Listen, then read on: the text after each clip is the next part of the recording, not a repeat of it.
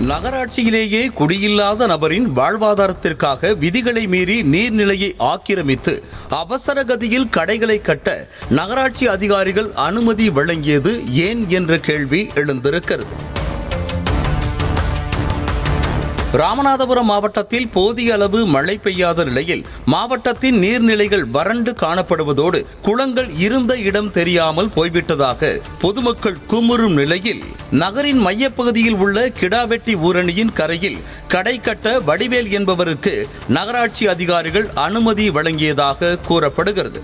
விதிமுறையை மீறி நீர்நிலையில் கடை கட்ட அனுமதி வழங்கியது சிறிய ரக பெட்டிக்கடை அமைக்க அனுமதி அளித்திருப்பதாக கூறி கான்கிரீட் கட்டடத்திற்கு அனுமதி அளித்தது, மின்சார இணைப்பு வழங்குவது உள்ளிட்ட நடவடிக்கைகள் பெரும் சந்தேகத்தை ஏற்படுத்தியுள்ளன. நகராட்சியிலே பல லட்சம் மக்கள் வாழ்வாதாரம் இல்லாமல் திண்டாடும் நிலையில் அவர்களை போன்றவர்களுக்கு இந்த நகராட்சி நிர்வாகம் எல்லாம் செய்துவிடுமா?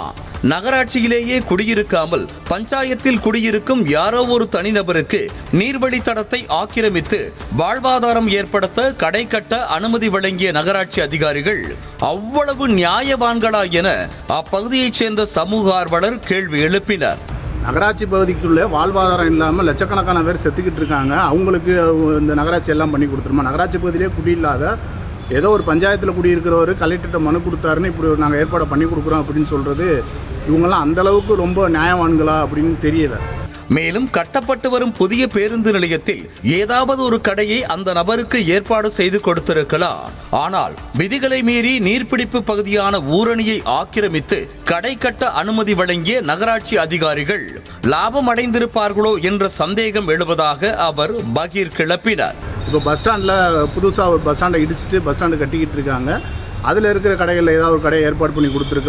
கடை கட்டி வரும் வடிவேல் என்பவர் மாவட்ட ஆட்சியரிடம் மனு கொடுத்ததாகவும் மாற்றுத்திறனாளி அலுவலகம் கொடுத்த பரிந்துரையின் பேரில் நகராட்சியில் தீர்மானம் நிறைவேற்றப்பட்டு கடை கட்ட இடம் ஒதுக்கீடு செய்யப்பட்டதாகவும் அதிகாரிகள் கூறுகின்றனர். உச்சநீதிமன்றம் மற்றும் உயர்நீதிமன்ற உத்தரவுகளுக்கு எதிராக நீர்நிலைகளில் வாடகைக்கு நிலம் ஒதுக்கி தீர்மானம் நிறைவேற்றிய நகராட்சி நிர்வாகத்தின் மீது நடவடிக்கை எடுக்க வேண்டும் என ராமநாதபுரம் நகர்மன்ற உறுப்பினர் குமார் என்பவர் முதலமைச்சருக்கு புகார் மனுவை அளித்திருக்கிறார். செய்திகளை உடனுக்குடனும் துல்லியமாகவும் தெரிந்து கொள்ள சப்ஸ்கிரைப் பண்ணுங்க.